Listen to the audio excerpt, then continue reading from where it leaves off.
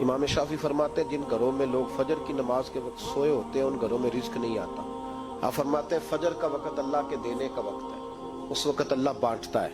हुजूर सल्लल्लाहु अलैहि वसल्लम का फरमान है ना हदीस में कि तहज्जुद के वक्त अल्लाह पहले आसमान पे नुज़ूल जलाल फरमाता है जो उसकी शान के लायक है तहज्जुद के वक्त, और वो कहता है मांगो मैं तुम्हें अता करूंगा। लेने की बारी आए तो बंदा समेट समाट के अंदर घुस जाए। हमारे यहाँ ये होता है कि इशा के बाद बच्चे बैठते हैं मोबाइल लेके, तहज्जुद का वक्त आता है तो उनकी आंखें बंद होनी शुरू होती है। तो लेने के वक्त तो तू सोया था, तेरा मसला कैसे हल होगा? भाई जब कोई आदमी खैरात बांट रहा हो तो जो प्याला पीछे कर ले उसे मिलेगा? कहते उस वक्त आना जब मैं बांट रहा था, अब तू किधर आ गया है?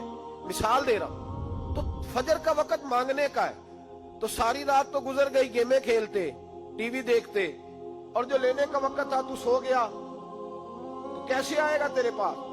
तो उठे सवेरे, बंदों से मांग के देख लिया, बड़ी इज्जतें खराब हुई। फजर का वक्त उठ के झोली फैलाए।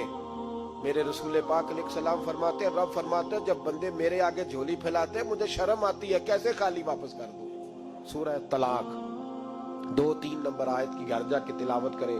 रब करीम ने फरमाया वमन यत्तकिल्लाह यजअल लहु मखरजा, फरमाया जब तू अल्लाह से डरेगा तो अल्लाह हर मुश्किल से निकलने का तुझे रास्ता अता फरमा देगा।